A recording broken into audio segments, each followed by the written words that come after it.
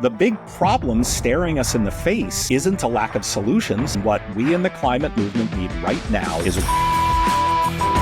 and I know it makes progressives uncomfortable to say things like that. Nathaniel Stinnett, founder of the revolutionary Environmental Voter Project. One of the most impactful social entrepreneurs of our time. I was hanging out with a friend of mine who runs a polling firm. When we polled likely voters, nobody listed climate as a top priority. When we looked at unlikely voters, people who typically don't show up, do list climate as a top priority. The light bulb went off. The climate movement doesn't have a persuasion problem. All of our people aren't voting. Let's just flood the marketplace with climate-first voters. What you all are doing is incredibly cutting edge. Any really weird or unexpected characteristics you've discovered? Basketball fans are consistently more likely to care about climate and the environment. People will use Apple products. If you're looking at people who are over 65, if they have ditched their landline, we have 7,000 volunteers, and they're doing door-to-door canvassing, phone calls, sending postcards. We've boosted turnout 3, 4, even 5 percentage points. All of this is informed by behavioral science experiments that we run. Turns out, trying to rationally convince people that doesn't work at all. Most of our successful messaging tries to figure out the percentage of Americans who deny climate change is roughly similar to the percentage of Americans who aren't sure that the Earth is round. This small number of climate deniers isn't the problem. The problem is... Welcome to Full Spectrum, where I bring you unfiltered stories and actionable strategies from innovators who have done wild things, all designed for you to apply in your own life. I'm Molly Kawahara, and this is my podcast.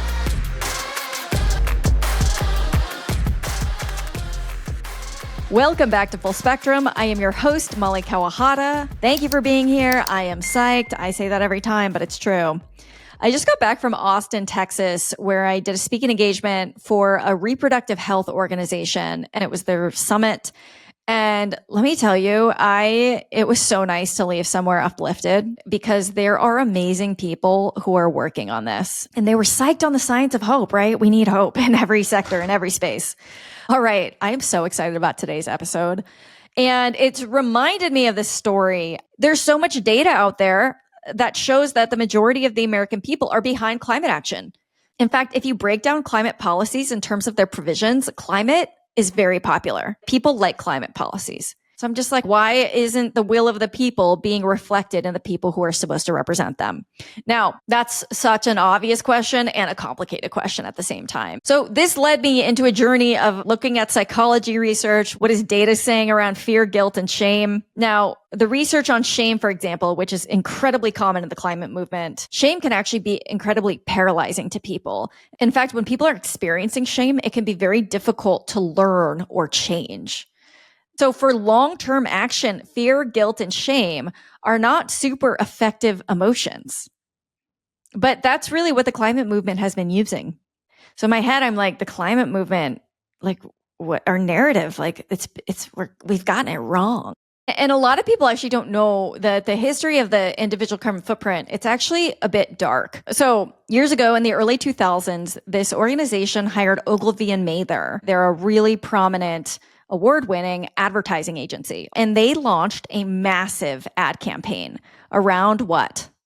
Popularizing the individual carbon footprint.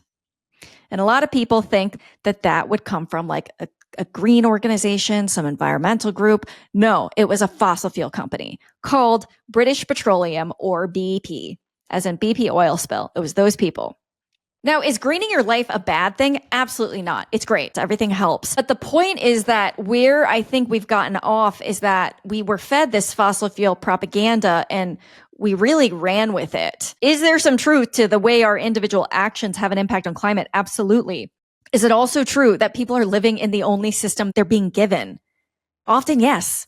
Fear, guilt, and shame, yelling at people because they're eating wrong or getting around wrong or living their life wrong when people take it upon themselves to try to kick people out of the climate movement, to say, you're not living good enough. You can't be an environmentalist because XYZ. if we're trying to build the climate movement and we need power and we need numbers and we need to scale this perspective, if they're still willing to like vote for climate and care about the environment, like by all means, we need to grow the movement. So if we tell people that they cannot be in the climate movement, or even further, that they're like a bad person, that there's something morally wrong with them, my point is just this: it can backfire.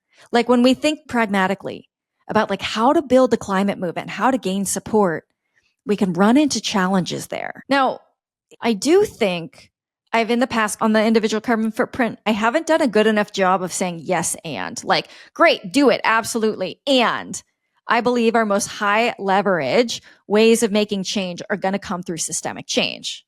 Now, the environmental movement is rooted in a lot of racism and non-inclusivity. And people are greening their life or yelling at other people for greening their life. Emma Maris coined it perfectly, pitting eco-sinners against what they perceive as eco-saints. If, for example, a community next door is living in the shadow of a refinery, which means they're statistically significantly likelier to be a community of color, and they have some of the highest asthma rates in the country, and increased hospitalization rates, and increased rates of cancer and heart disease and lung disease, which are all things associated with people who have to live near these polluting entities, then the question just becomes, am I solving this for them too? If individuals want to help support systemic change on climate, which are the efforts to solve climate for everybody, the common thing is like, okay, systemic change though, like I have no role in that. Like, what can I do to influence policy? I totally get where people are coming from on that. I believe the answer to climate change is through elections.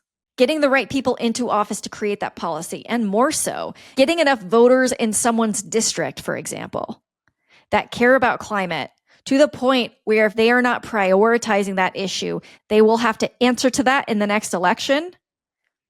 That's how individuals can make impact. Now, is individual action important? 1000%. Individual action towards systemic change, I believe, is incredibly effective place to send people. And one of the organizations that I think is doing this best is the Environmental Voter Project, which was founded by Nathaniel Stinnett, today's guest. Because when individuals are like, I want to take action, they say, here's how. And you've probably never heard of them. They're the climate world's best kept secret because they're not focused on the spotlight. They don't do flashy, they don't do slogans, but dollar for dollar, they might be one of the most effective climate organizations in the country. Now, the way I discovered the Environmental Voter Project, also called EVP, is, I was out there talking about the need for systemic change and the fact that elections are a big part of this. And my friend Ryan, I got a text from him and he said, there's an organization that's doing this really effectively. And he said they're called EVP. So I looked them up, and what they're saying is that environmentalists are not voting. And in my head, because I was being dumb and not actually looking into the data, I was like, no, environmentalists vote. They're probably like such a strong self-selecting group. And I was like, wow, these are some big claims. And if this is true, I want to talk to them. So I then blast out to this WhatsApp group of clean energy leaders. And I'm like, who knows somebody at EVP? And somebody responds and he goes, I think my roommate might know someone there. He connected me with Nathaniel and we got on a phone. And as soon as Nathaniel starts talking, I'm realizing everything he's saying, it's like research backed. They use cutting edge data and behavioral science to turn environmentalists into consistent voters that ultimately help build political power for the climate movement. They're a nonpartisan organization. They don't represent a political party of any sort. So as soon as Nathaniel starts talking, I just stopped him and I was like, what do you guys need? He said, we need resources and volunteers. And I said, okay, I am going to do everything I can to help you guys there. Because I was like, this organization, I believe, is the answer to climate. And I've since joined their advisory board because they are changing elections. They are building political power for the environmental movement, which is going to influence policy. We've already seen this happen in action, and we'll get into that. And now whenever people ask, what can I do to help? Which is the number one question I get, which I love, right? It just shows people want to help. They care. They just need to be told how. I send them to this group. They've increased voter turnout up to 4 or 5% in some elections. And Nathaniel always says, ask Donald Trump how much 1% matters. Now, you know what's wild is how effective marketing is. We know this, right? If you've ever felt inspired by a Nike ad or admired the design of an iPhone, even if you've just vaguely liked a company because how their brand feels, that's often not an accident. That's behavioral psychology. These companies are using vast amounts of data to shape our preferences, our desires, our decisions in ways we're often not even aware of, and often to target us with ads or sell us stuff. You see this all the time on your social media feeds. And Nathaniel had this thought. If corporations are using this to sell us stuff, then why aren't we using it to clean up the air and water for everybody? So who is Nathaniel, our guest today, the founder of the Environmental Voter Project? He's a former political strategist. He's run House, Senate, mayoral campaigns. This person doesn't just know how politics work. He really understands how politicians behave and what motivates them. And he is leveraging that. He's been dubbed the voting guru. The New York Times has called him a climate visionary. So I do have an ulterior motive in this. For anybody who's listening, who's been like, I want to help, but hasn't been given a way how, I want this to be an organization that you can consider.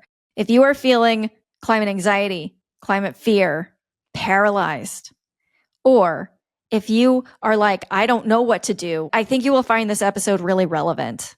And listen, it's uplifting, but not because it's trying to be. It is because it's fundamentally hopeful what they're doing, because it's working. So this interview, because it's taken me a long time to get my shit together, was recorded last year, far before the 2024 election.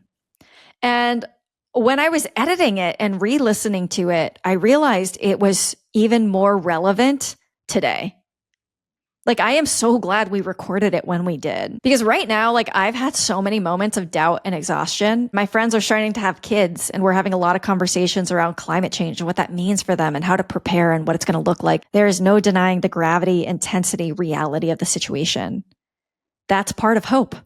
And again, if you listen to the first 2 episodes, hope is not a feeling. We're never going to tell you to feel hope. Just feel hope. It's great. It's not positivity. It's not optimism.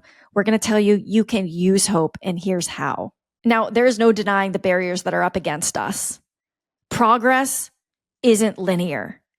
Every time we have momentum and we lose it, it feels like it's all gone. It's a long game. We are playing the long game on climate, and that's what EVP is doing, because they're building a voting block of massive political power where politicians will have to answer to these voters. This is how individuals impact systemic change. And as Nathaniel says, nothing motivates a politician more than the prospect of winning or losing an election. Politicians go where the votes are. So without further ado, Nathaniel Stinnett.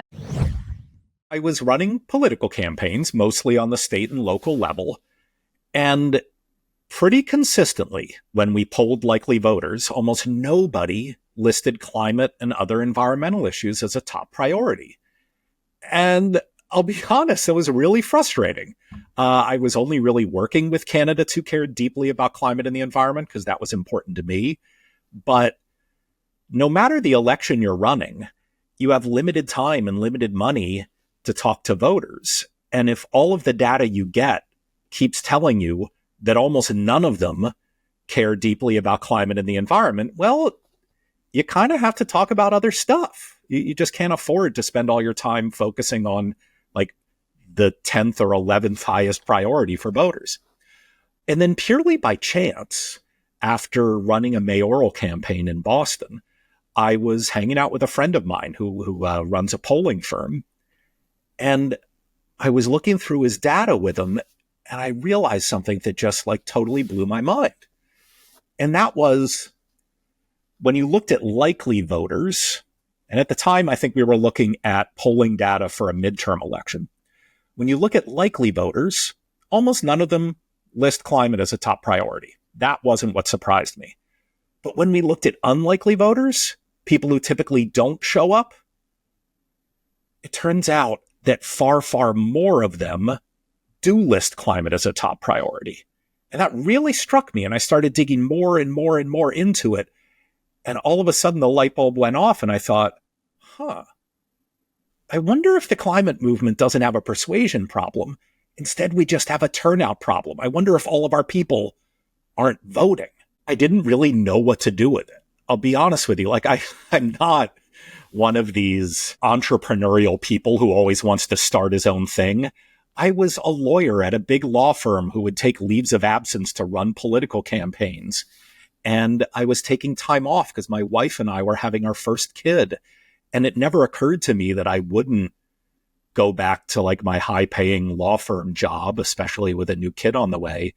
But I felt like I really had stumbled across an important solution to a really important problem in the climate movement.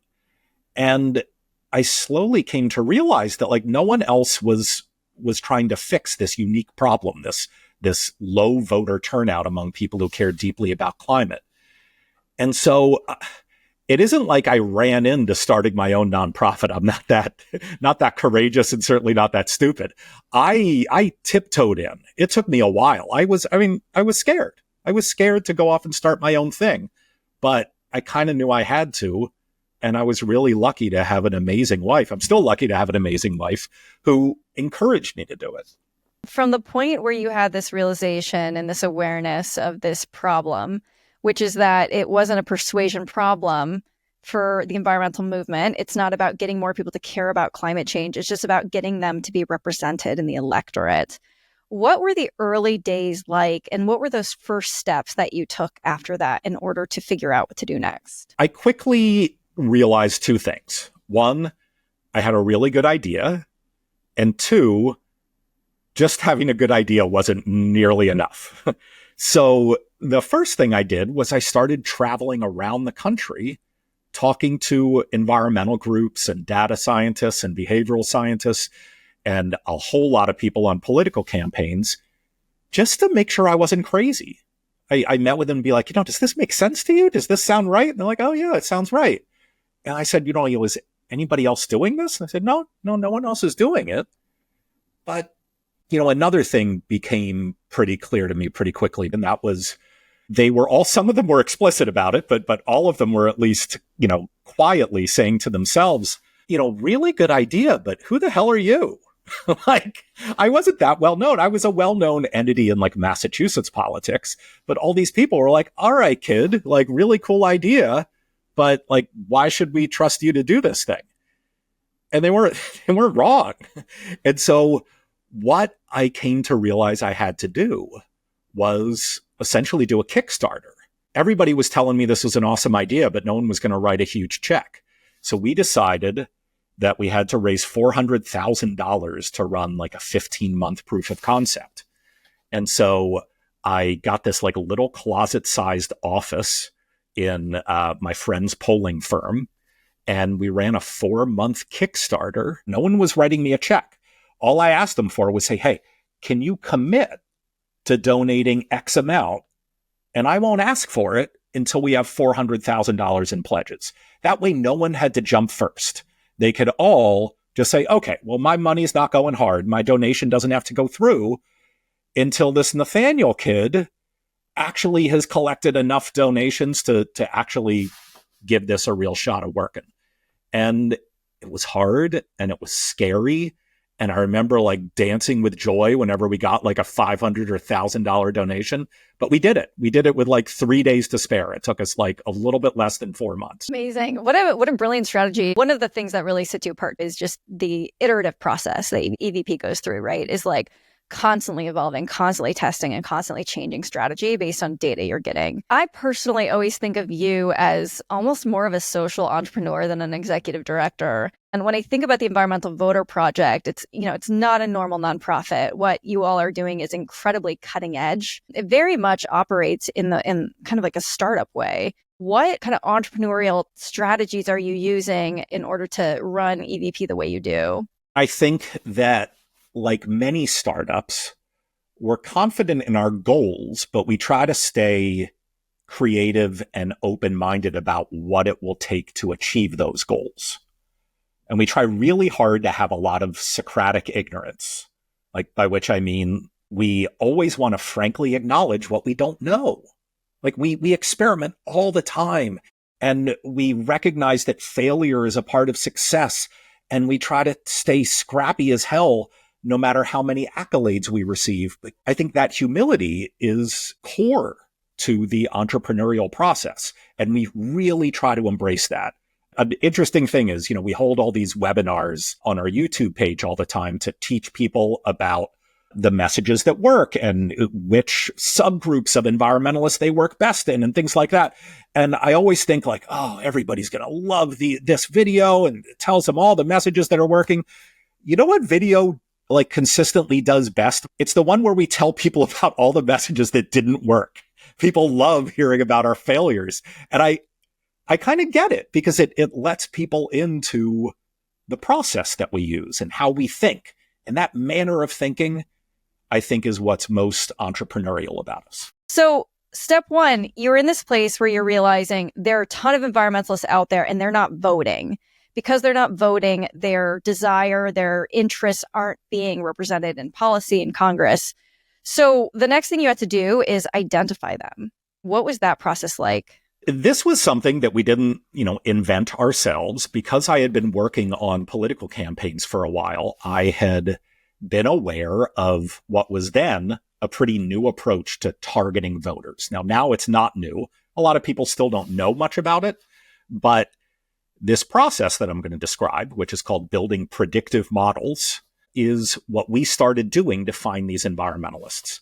And the way this works is, we obviously can't interview every single American, right, to find out which people care about climate change. So we need a more efficient approach that doesn't sacrifice too much accuracy. And the way to do that is to build these predictive models on voter files. And the first step is always to poll a huge number of people. So let's say we poll like 10,000 people in Pennsylvania, okay? And maybe 800 of them tell us like climate change or clean air or clean water is their top priority. Well, then we can isolate these self-identified climate-first Pennsylvanians, can isolate them on voter files, and start trying to learn as much as we can about them. And we'll work with data scientists who scour voter file data and census data and lots of publicly available behavioral and consumer data. And to be clear, we only use publicly available data, but there's a lot of it out there. And pretty soon we start seeing patterns and correlations and groups of characteristics that define environmentalists in Pennsylvania. So maybe, for instance, we see there are a whole lot of Latina grandmothers who just bought a Volvo and subscribe to National Geographic who list climate as their top priority. And then maybe there's another group and another group and another group. And I know this sounds like a convoluted process, but it is frighteningly accurate. We then take people who have at least an 85% likelihood of listing climate as their top priority, and we ask a separate polling company to poll them. We say, hey, what's your number one most important political priority? And every time we've done that, at least 85% of the respondents have said, oh, climate change. Why do you ask? That's how precise this approach is. You're fact checking yourself on somebody. I mean, it's so data driven and working with huge amounts of data. So the sources for this predictive model, you're working with the voter file, right, which is every voter that's registered to vote. Anybody can buy that from the Secretary of State. Campaigns often use that. So you have that. You're working with survey data. What other types of data are you pulling from? Yeah. So first of all, we don't have this data in our database. I don't want it. But the data scientists we work with will access a whole bunch of like behavioral and consumer data. So things like, where people shop, what magazines they subscribe to, whether they use like Apple or PC products, all things like that. And oftentimes it's those weird behavioral or consumer data points that are far more helpful in isolating these environmentalists than someone's age or their race or their street address. And I mean, to give you a sense of the scope, we probably access 5,000 or 6,000 individual data points on each person. Now, again, I want to be clear, we're all publicly available. And it's creepy. I'm like the first person to admit that it's kind of creepy. But so is the climate crisis. This might sound a little familiar, right? It's a tactic retailers, social media companies, a lot of other people use to sell us products and target us with their ads. At EVP, they're applying a similar approach with publicly available data, turning commercial tools of persuasion toward the public good. We've got some big problems that we're trying to solve here. And if there is publicly available data out there that people use when, like, they try to sell you a sweater, why the hell wouldn't we use it when we're trying to build political power for the climate movement? Well, you know what I think is so relevant here, too, is that when people hear the word environmentalist, there's often kind of a stereotype associated with that, right? It's like this tree hugger, Whole Foods shopping, coastal elite. And the environmental movement is so much more diverse than people realize. And I think that's kind of what happens is when you have people, you're looking at people from the perspective of a belief system. It's not an identity. It's not a personality. It's not a geography, right?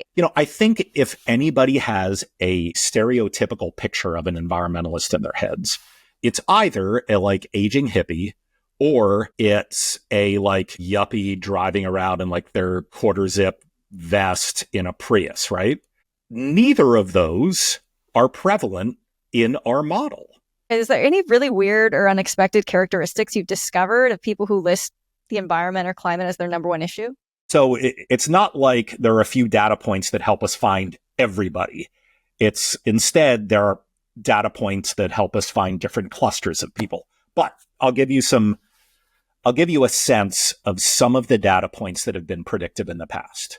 So one really weird thing is that oftentimes figuring out that someone is a basketball fan, like an NBA fan, is a predictive data point. Basketball fans are consistently more likely to care about climate and the environment than baseball, hockey, and football fans. Now, don't take that and run with it. That alone is not predictive, but that gives you a sense of how sometimes it's the weirdest little data points that help you find these people. Other things, we've found pretty consistently that people will use Apple products. That's a very predictive data point.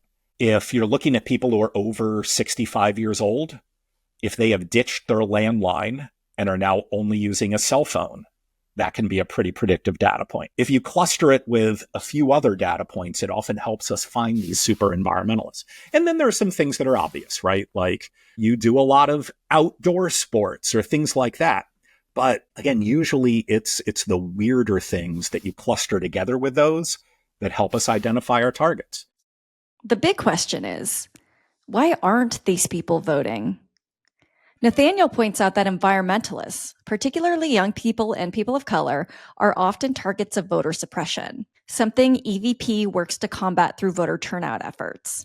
But beyond that, finding out people's exact personal reasons for not voting is particularly difficult. Social scientists are really good at figuring out how to get people to do things, but when it comes to measuring why they don't do things, all you can really do is ask them. And when you ask people hey, why aren't you doing this thing that everybody thinks is important? They usually lie. It's called social desirability bias. They'll just tell you what they think is the best excuse for not voting. But he does have one hunch as to why environmentalists might not be voting. They've been led to believe they're already solving the problem through other means. I think what's going on here, and again, I use the word think on purpose because it is really hard with any precision to figure out why people don't do things, right? When you ask people how they take action to address the climate crisis, almost everybody, the first thing they say, or maybe the first 5 things they say, are going to start telling you about personal actions that they take in their daily life. Things like, eating less meat or biking to work or changing the electricity they consume, all of which are important. But you would never hear someone who's concerned about reproductive rights talk that way. You would never hear someone who's concerned about mass shootings talk that way. I mean, imagine the worst thing that you could imagine, there's a mass shooting in your neighborhood. Are you going to then say, oh, I can solve this problem. I'm going to go home and get rid of all my guns? No, that's insane. You recognize that it's a systemic political problem that requires a systemic political solution. But in the climate movement, we're still obsessed with it all being our own personal fault. And that is clearly holding us back from being politically engaged. Yeah, and I mean, we could do a whole separate episode just on that. I think kind of getting at this idea of persuasion, the Yale program in climate communication has actually done a lot of data finding that the majority of American voters support climate action. Climate policies in America are incredibly popular. If there's this fallacy that, 50% of America, climate deniers, 50% of America believe in climate change. It's way beyond that. The percentage of Americans who deny climate change is roughly similar to the percentage of Americans who aren't sure that the Earth is round. Clearly, the U.S. Navy hasn't stopped sending ships over the horizon, right? The fact that Americans aren't sure that the Earth is round hasn't stopped us. And so this small number of climate deniers isn't the problem.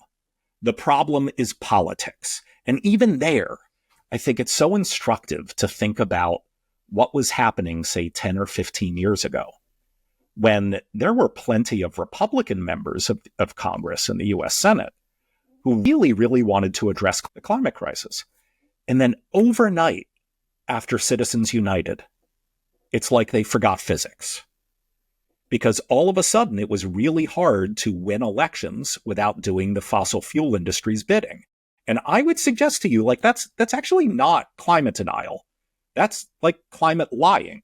Talk to me a little bit about the theory of change here. The number one thing people think I'm going to tell them when they say, what can I do to fight climate change? They think I'm going to tell them to go vegan. They don't expect you to say elections are the answer. So can you get into this? Why elections to help solve climate? Whether the problem is energy permitting or air pollution or water pollution or carbon dioxide emissions, you name it, the reason so little is getting done is often because it's easier for politicians to win elections by ignoring the climate crisis rather than addressing it. And so the big problem staring us in the face isn't a lack of solutions, it's a lack of political will to enact those solutions. And what we in the climate movement need right now, more than anything, is raw political power. And I know it makes progressives uncomfortable to say things like that, but we need political power. There are so many almost systemic handcuffs around us, such that no matter how much we change our personal behavior on a daily basis, we are locked into perpetuating the climate crisis. And these systems, these systemic handcuffs on our lives, can't be changed without changing policies. So what are some of these handcuffs? Well, we have an entire energy infrastructure and economy built off of burning fossil fuels. Okay. Another one, we have an entire transportation sector built around individual cars. And then we have an entire building sector built around that. And you changing your eating habits isn't going to magically change the grid or things like that. So we know that policies, and we actually even know what policies we need to enact. We know how to use policy to solve the climate crisis. But what we're missing is the political will to enact those policies.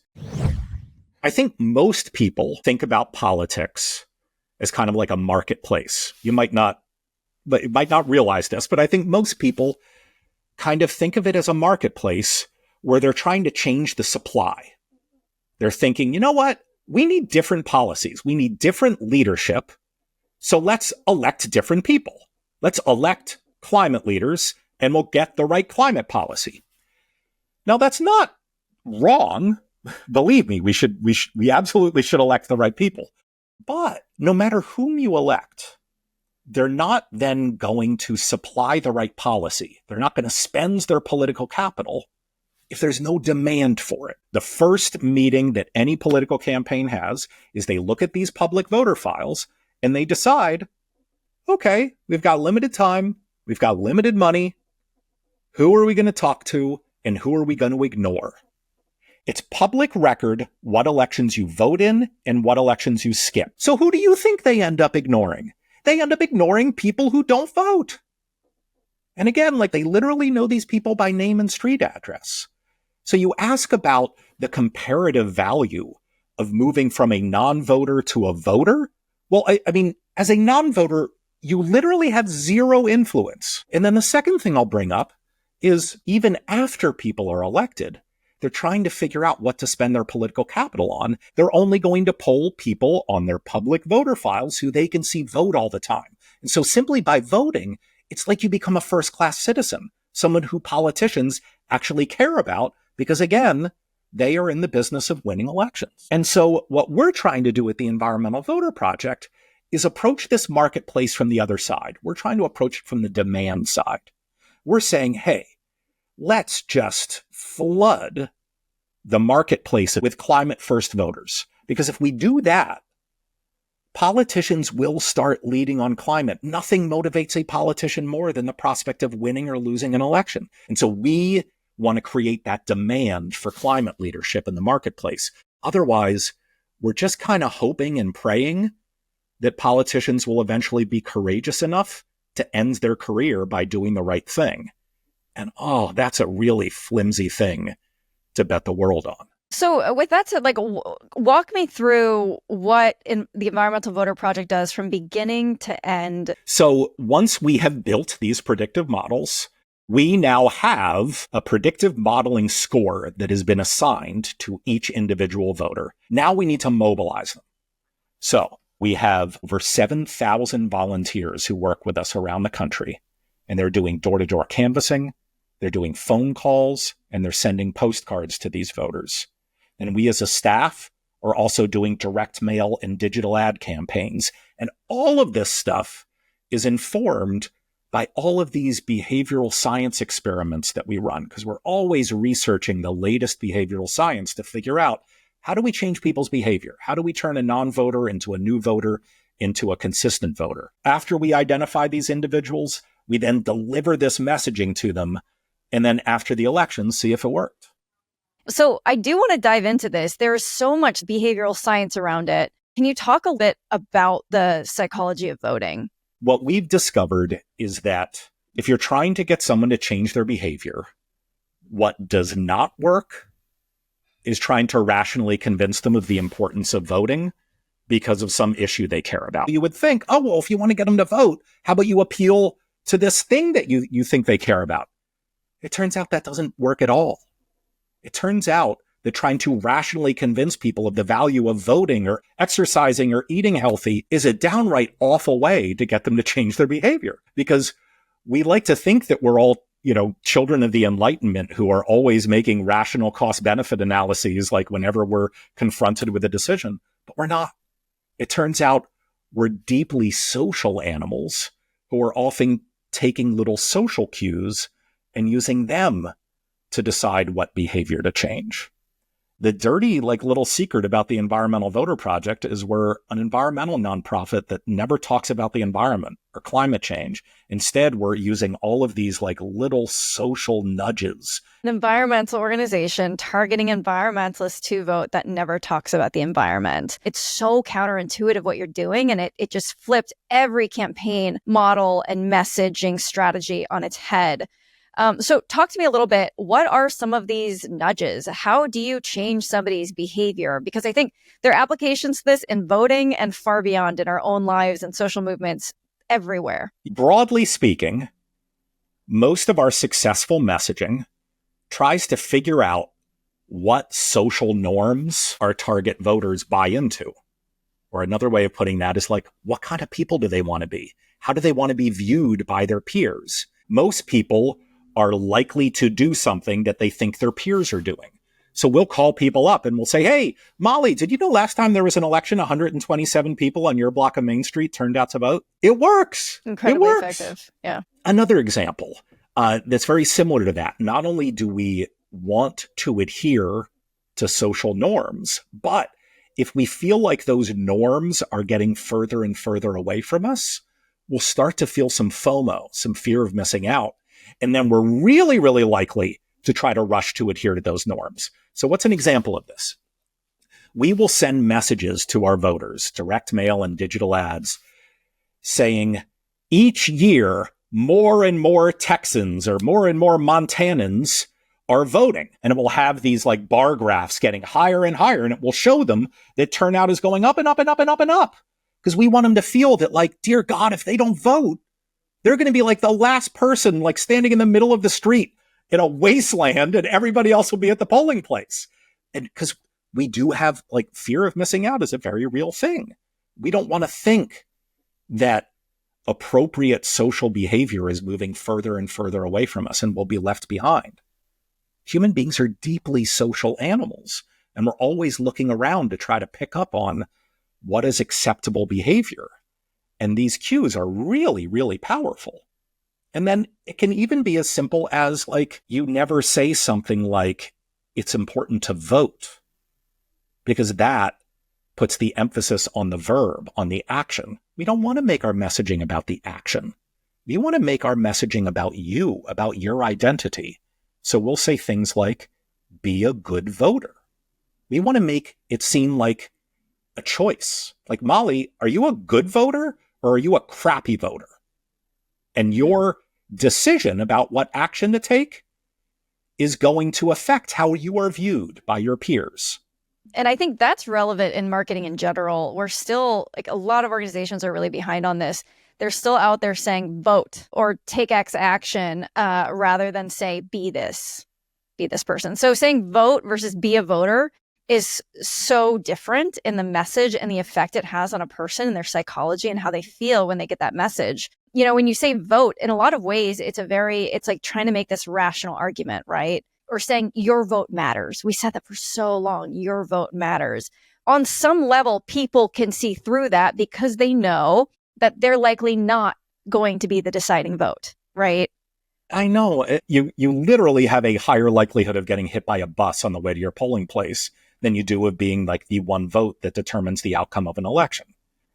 And if we think about this, well, let me give you an example of myself. So I live in Massachusetts, okay? Deep blue Massachusetts, where everybody knows what's going to happen. I'm still laughing about the bus. Yes. Leave it to Nathaniel to have the best analogies imaginable. So data-driven. Right. Oh, I'm sorry.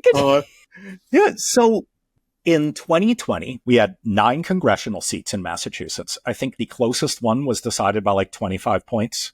And we had maybe 200 state legislative races. I think only 3 of them were competitive. So in other words, unless you lived in a cave, every Massachusetts resident knew what was going to happen in every election that was on their ballot. Yet, we broke voter turnout records. I challenge anybody to find a single voter who showed up on election day in Massachusetts in 2020 because they thought that their one vote was going to make a difference in anything.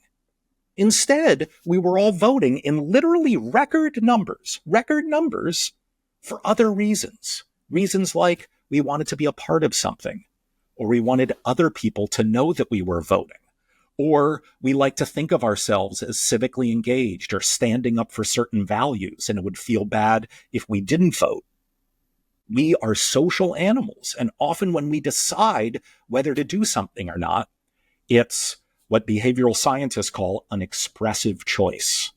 The behavior is trying to express an aspect of our personality that we're trying to show to the world. Like, I'm talking to you right now in front of a bookcase because, like, I want to be seen as like an intellectual, smart person. I could be talking to you from my bathroom, right? But you'd also think I'm like really weird. And you think like, what the hell is Nathaniel doing here?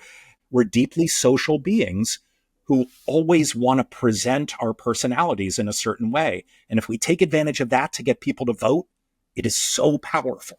I'm curious too. I know that there's some research on how much people fear loss versus perceived gain. Is that something you guys tap into at all? Absolutely. So the behavioral psychology concept of loss aversion gets at this. The basic idea is like we really hate losing things. Like we hate the idea, we fear the idea of losing $5 more than we get excited by the idea of finding $5. All right, so how do you use that in the voting context? As you can imagine, there are a whole lot of people who care about climate change who vote in presidential elections, but no other election. Okay, they're called drop-off voters. And when we're trying to get these people to vote in like their first midterm election ever, or their first local election ever, we don't want to make it seem like we're asking them to do something brand new for the first time. Instead, We want to endow them with something of value because we hate losing things. So what do? We send them mail that says, we wanted to congratulate you on being a good voter in last November's, presidential election. Now don't ruin your new good voting history by missing this fall's mayoral election. Don't screw it up. We want to make it seem like, Molly, you've got this thing now. You've got this brand new great voting record. Don't ruin it. And that simple approach, even if it's just one postcard, we've boosted turnout 3, 4, even 5 percentage points in local elections that way. Because instead of trying to convince people of the importance of voting for city council if you care about climate change, we're making it seem like they're going to lose something valuable, this new streak that they're on. And is it like weird and juvenile and manipulative? Yes, but it works. It's marketing. It's marketing. Yeah. What about when it comes to making a plan? Plan making is a very important technique in changing people's behavior. Well, let's just imagine an environmental voter project door-to-door canvasser comes to your door and they say, Molly, just want to ask you, your presidential election is coming up on November 5th. Do you intend to vote early, vote by mail, or vote on election day? Just that very, very brief script right there has a whole lot of sophisticated behavioral science packed into it. First, there's something called choice architecture, right? I asked you a question. I presented choices to you in a way that made it really hard for you to say, well, actually, Nathaniel, I'm not voting at all. My only options were, are you voting this way, that way, or the other way? And that choice architecture kind of funneled you to, even if you didn't intend to do it. All right. The second thing is, because you don't want to be embarrassed and say nah, I'm not going to vote, you're likely to answer, well, I'm going to vote on election day, or I'm going to vote early. And that makes you start thinking about that plan, about how you're going to vote. And you verbalize it as well. That literally starts rewiring your brain because you've now verbalized this way that you're going to take an action in the future. And that's enormously powerful. And this really ties into storytelling, does it not? It absolutely does, because you start imagining yourself as the protagonist in your own story. You are going to vote. The election isn't something that is happening and maybe you're going to be a part of it or maybe you won't. No, you have now started telling people, this is what I am going to do. I am a voter. I am going to go around the corner to the firehouse on election day and vote. Sometimes with plan making, you ask people, are you going to go in the morning or the afternoon or the evening? And this starts literally rewiring their brain and they start thinking of voting and this is how I'm going to do it. But the really interesting part of this very simple script that we use at the doors is we've also gotten somebody who by definition is a pretty awful voter, or else we wouldn't be talking to them, right? We've gotten them to say that they're going to vote. And talk about powerful social norms. I mean, most people want to be thought of as honest promise keepers. And so if you can get someone, even the world's worst voter who has never voted before in their lives, even if they know that they're lying to you, if you get them to say, oh yeah, I'm going to vote, now you can come back to them right before election day and say, oh, hey, Molly, it's Nathaniel. Maybe you remember you spoke to one of our volunteers a few months ago and you said that you were going to vote on election day. Well, Tuesday's the election and that's your opportunity to follow through on your promise. And now I'm equating the act of voting with whether you're an honest person who keeps her promises or not, which is a hell of a lot more powerful than the value of your one vote over a denominator of millions. It really just goes to show what drives people, right? It comes down to who you're around, the society you're a part of, the identity you have, and the person you want to be. At the end of the day, we all are wired in those same ways, and we have these fundamental things in common that become kind of the roots of how you build a social movement. And none of this stuff would work if you didn't deep down want to be doing it, right? If you didn't want to be a voter, if you didn't want to be thought of as civically engaged or X, Y, or Z, then none of this stuff would work. It isn't like we're publicly shaming people. No, it's all internal.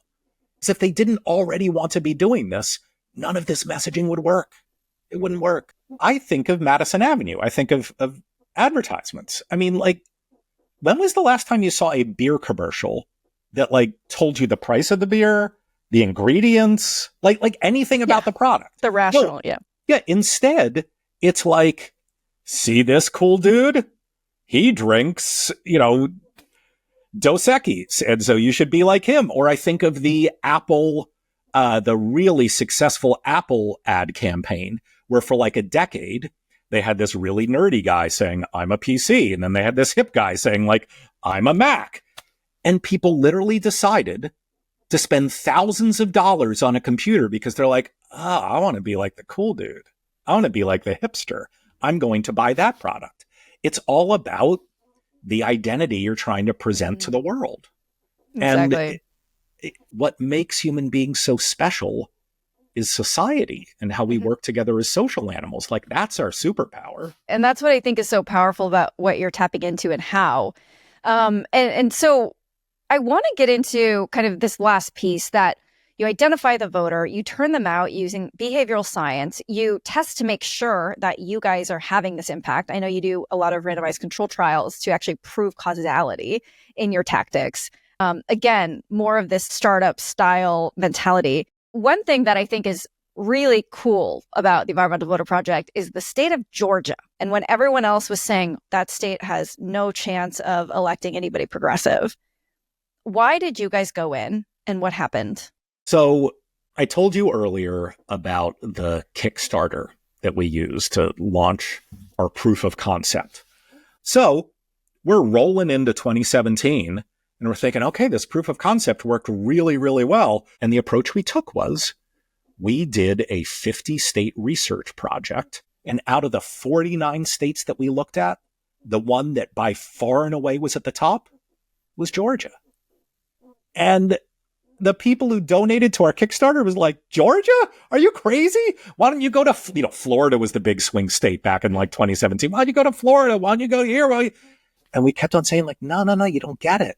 Like, there are hundreds of thousands of dyed-in-the-wool super environmentalists down there who aren't voting. We also ended up getting lucky. There ended up being a special congressional election, the first one after Donald Trump was elected. This was John Ossoff's first race. And so like the whole world started paying attention to it. And we were right there on the ground using this proven stuff. We haven't looked back since. We're now in 19 states. But you're right. We really sort of proved that we could do this beyond like this northeastern city. We proved that we could do it and do it really well in Georgia. Think about the implications that election had on climate. When you think about your theory of change, right? What happened later in Congress?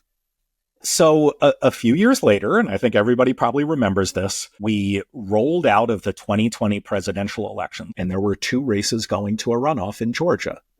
This is the Raphael Warnock and the John Ossoff race. And we were ready to go. We went right back to work. $1 billion were spent in Georgia for that very, very brief runoff. The Environmental Voter Project spent $500,000. Not a small amount, but really small compared to $1 billion. We ended up seeing in our randomized control trials afterwards that we were solely responsible for boosting turnout among our targets, almost 1 full percentage point, so 0.9 percentage points. That might not sound like a lot to most people. No, it's a lot. That's a lot. That was 3,000 brand new voters who otherwise wouldn't have shown up. And those two senators ended up voting for the Inflation Reduction Act, something that by 2030 is supposed to be saving almost 4,000 lives a year. It will be eliminating 100,000 asthma attacks each year. Like, have you ever seen a child have an asthma attack? Like, it's horrifying. It's horrifying. Now, imagine being able to just stop that. Like you were a superhero who could just, like, stop a child from having an asthma attack. And it's like being an angel. And we can do that every day as climate activists. And that's what I try to latch onto when I have feelings of despair. Not something amorphous that might happen 100 or 150 years from now. And so I find hope in a lot smaller bite-sized victories that are happening in the climate crisis right now, because we can all save people's lives right now. So with the data you're seeing today, you're going into states that people have no idea why you're going in because your data is telling you to. Where are you guys operating today? And are any of those states surprising to people? Yeah, so we are operating in a lot of purple states, the Pennsylvanias and Arizonas and North Carolinas and Georgias, places like that. But yes, we are in some states that might surprise people, like Louisiana, Alaska, Nebraska, Kansas. These are all places where we're working because we have identified huge numbers of non-voting environmentalists. Moreover, if we can start getting these environmentalists to vote, we can actually have a significant impact on policymaking. Now, maybe some listeners are saying, like, really? You think you can, impact policymaking in Louisiana? Don't just think of federal policymaking. In a lot of these places, there is local control over zoning. And you change the city council in a teeny little town in Louisiana, and you can literally, through land use policy alone, shut down a petrochemical refinery. Or in Nebraska, where municipal utilities are publicly owned, you have elections where 2,000 or 3,000 people cast ballots and they decide who sits on a public utility board, and they can shut down a coal-fired power plant and save 2,000 people's lives like that. And it's often in red and yes, blue states like this, where there are the highest points of policy leverage, where if you just get a whole bunch more climate voters to start showing up, huge things can happen. We're not just going to change federal policymaking. We can also make a huge difference to utilities and building codes and zoning codes and traffic laws and all these things at a more local level. The challenge with the climate movement today is that we've taken away people's agency entirely, right? They just feel like no matter what I do, the problem is so vast, it's so big, it's pointless. And that is a recipe for burnout, for depression, for all of these things that plague our mental health. And climate anxiety is a very big thing today. What I love about you guys is you are restoring people's agency, right? You are giving them some power here. And I know that a lot of your volunteers come in and they say, I care about this issue, but I don't know what to do. And you guys tell them exactly what to do. Have there been any impacts or stories that you've seen on how taking action has improved people's mental health when it comes to climate? Yeah, absolutely. I mean, one volunteer once said something to the effect of, with the Environmental Voter Project, I'm too busy winning to worry about what we might be losing. Now, I think she probably overstated it a bit. We're not about winning elections, but I think perhaps what she was referring to is that, we're always giving volunteers bite-sized, winnable opportunities, right? To not just impact elections, but to see what their impact is. Because after every volunteer shift, our amazing organizers, and they really are incredible, report back to our volunteers to let them know how many voters their shift reached. And ultimately, after each election, we let them know how many new climate voters they got to the polls. And it's so important to experience wins like that in the midst of an impossibly big and long-lasting problem like the climate crisis. And that's really empowering to people. And I think that's important too. EVP, you guys operate year round, no? It's not just around big elections every couple of years. That's right. And that's for two reasons. One, policy isn't only made at the federal level from big, sexy, even year elections. It's also made at the local and state level. But the second reason is, even if there is an election that has nothing to do with climate policy making, so like a library trustee race or a dog catcher election, we're going to try to use that as an opportunity to talk to these non-voting environmentalists to change their habits. And so, yeah, we work year round. Just to give you an example, this year, we have already been active in, I think, 186 or 187 different elections. This year? Just this year. So with that said, if somebody cares about climate change or society and they're feeling powerless, what would you tell them? I would tell them that I think a lot of voters, particularly young voters, have lost hope in our political leaders. And so first I would tell them, like, you're not alone feeling that, like, the right things aren't happening and it's kind of out of your control. And my guess is a lot of people think, like, politicians will just do whatever it takes to get elected. And so their views as individual voters don't really matter. But what I'd then like to suggest to them is that in many ways, maybe they should take their cynicism one step further. Like, if politicians are doing whatever it takes to get elected, that actually doesn't mean that your vote doesn't matter. In fact, what that means is your vote is the only thing that matters. It is the only thing that matters. Politicians go where the votes are. And I know there's part of this that's depressing, right?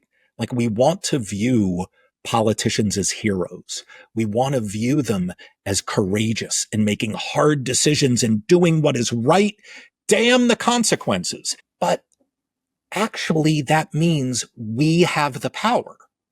Because politicians care so much about winning and losing elections, and because the only people who decide elections are those who show up and vote, that actually means you've got the power. That actually means you've got all the power, not just as a voter, but also as a volunteer. It means you can get in the game and really change these big things, because actually they are within your control. Because ultimately, you, as a potential voter, are what every politician is looking for. You know, it's like you're getting at something so profound, right? Which is that we can be so cynical about politicians and our political process, and rightfully so. And that means the rules of the game couldn't be clearer, and you know exactly how to play within them. And you can win that way. And I really do believe that's kind of the power of what you guys are doing. I mean, if you're giving of your time, especially if you're giving of your time to do something that you might be a little nervous about, like knocking on people's doors or calling them on their phone, at the very least, you want to know that you're making a difference. And we at the Environmental Voter Project have a luxury of knowing that every single message we ask every volunteer to deliver has been proven to increase turnout in previous randomized control trials. I have done these volunteer sessions with you guys. And the bigger thing, almost more than the impact for me, is like you're in this group of people who are all doing the same thing, committed to the same work, and so hopeful of what they can do together. And again, at the end of the day, you see that come election day. You see this like percentage bump increase that you guys prove through your data that really just shows that the agency has been there all along. It's just a matter of tapping into it. When we're dealing with maybe the largest, most difficult to comprehend problem that our species has faced, oh my God, is it easy to feel alone? And so when you, even if it's over Zoom, if you're doing something in solidarity with a bunch of other people who have the same concerns and same desires as you do, it can be so empowering. Because almost by definition, our worries and our anxieties are lonely, right? These are very lonely feelings. And when you get together in a group, that sense of solidarity is just magical. It is really, really powerful. We need to vote in such overwhelming numbers that we scare politicians into leading on climate. I admit that this can be hard, right? Like we all want our political discourse to be this intellectually honest endeavor where like the best ideas win and then everybody follows suit. And again, it all comes down to the public nature of the voter file. Politicians know whether you vote or not. And so if you want to be hopeless, if you want to not have agency over being able to control things in your life that make you upset, don't vote. Don't vote. But if you want to have agency, if you want to crawl out and have the ability to start changing things, because at the end of the day, voters decide who wins and loses elections. And so I get why people have lost hope in politics, but that's because you're misplacing where political power can be. It's only with politicians after people put them there. So be the people who decide whether to put them there. I mean, it's just amazing hearing you talk about this and then thinking about your journey as this political operative in Boston who just started piecing together this problem. And then in the process, whether or not you really intended to really started a movement. And to see where you guys are today with your entire team and all of the states you're operating in it gives me so much hope, because I believe that the Environmental Voter Project is the answer to the climate crisis. And I don't say that lightly. Like, again, it comes down to elections, and that means individuals taking some action towards systemic change.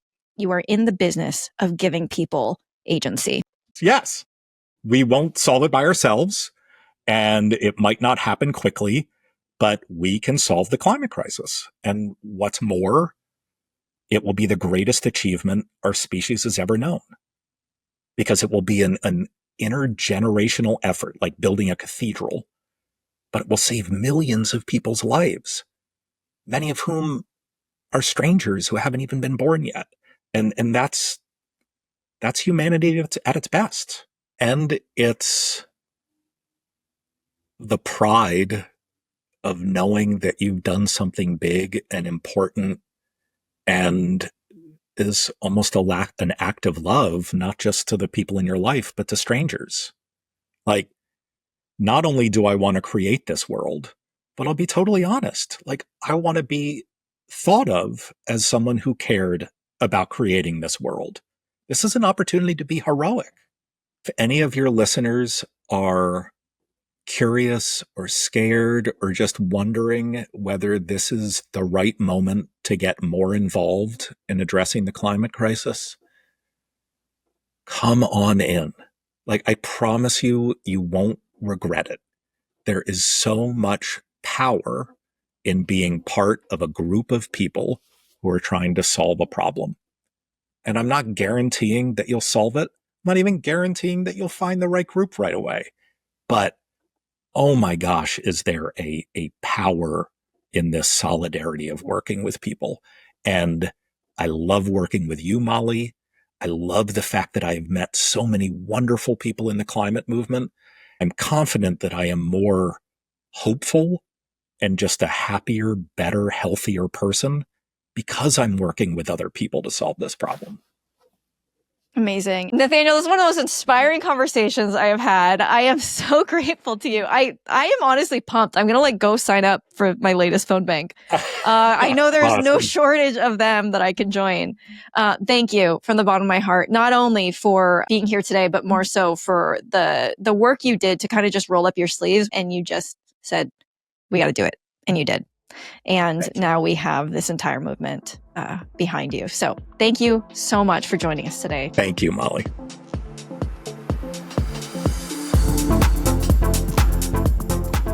My goal with this podcast is simple: to take big ideas and make them practical for you.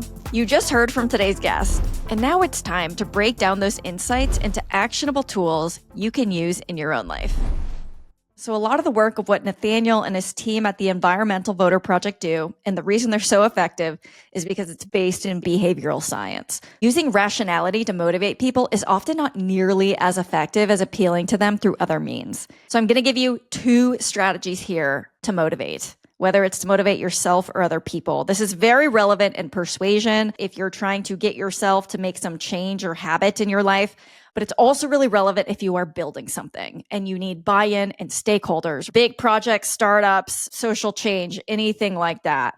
If you need to convince people to do anything, this is going to be relevant. All right. So years ago, when Barack Obama announced he was running for president, I was very inspired by that. And I got involved in student organizing. And I'll tell more of this story later because it's incredibly unlikely that I would have been compelled by any message of hope, but I was. And if you do remember this time, we're talking late 2007, the whole argument was he has no chance of becoming the nominee. Even if people liked him, they were like, he's got no shot. And did they kind of have a point? Yeah, sort of. And so we, of course, thought to say in student organizing, we were like, no, guys, he can win. But the thing is, if you say somebody can win, it also means they can lose. And that creates uncertainty, which is actually incredibly cognitively taxing for people. It takes a lot of energy to feel uncertain. So I remember we started saying, hey, students, not only does he have a shot, it's inevitable he's going to win. It is inevitable that Barack Obama will be president. I remember how unhinged that sounded at the time. People were like, bro, Iowa hasn't even voted yet. And there was concern that this was a dumb narrative strategy that would backfire, right? If you tell people he's going to win no matter what, they're going to get complacent, right? They're going to say, okay, I like him. He's going to win anyway, so I don't have to show up and vote. But that's not how the mind works, is it? What happened? He won the highest share of the youth vote in recorded history up to that point. When people heard he was going to win, they wanted to be a part of it. If you give people a bandwagon, they will jump on, but you've got to give them the bandwagon. When people hear this is happening, they might think, well, shit, do I want to be on the winning team or left in the dust? Suddenly, people weren't just supporters. They were sprinting to hop on a moving train. Inevitability was an incredibly effective way to talk about it. So strategy 1, make things feel inevitable. Don't pitch your ideas as these fragile maybes. Say it like the train is already leaving the station. And I think this is actually incredibly counterintuitive because anytime we're trying to make some ask, the standard argument is always like, if you do X, which is like join us, work for us, invest in us, then we can do Y. But think about it. That's asking a lot of that person, right? What they're hearing is, okay, if I contribute effort, we may or may not succeed. The whole goal here is to reduce the fear of sunk costs. So I've worked with a lot of organizations to reframe their narrative where they say something more like, we are doing Y. It is happening. This is the world we're building. That world, it's inevitable. Do you want to be a part of it? Right? I was working with this clean energy company and we're like, we're done saying, hey, if you support us, then like maybe we can like do this good stuff for society. We're now reframing and just saying, hey, the clean energy economy, it's coming. Yes, we're up against a lot of obstacles, but it is inevitable that we're going to get there. I believe that. Nathaniel and his team understand this better than most. They are masters at this. Somebody can see voting as very irrational because they might just feel statistically insignificant. So how do you appeal to them? Probably not through being rational. This is why Nathaniel and his team say things like he said, every year more and more Montanans are voting.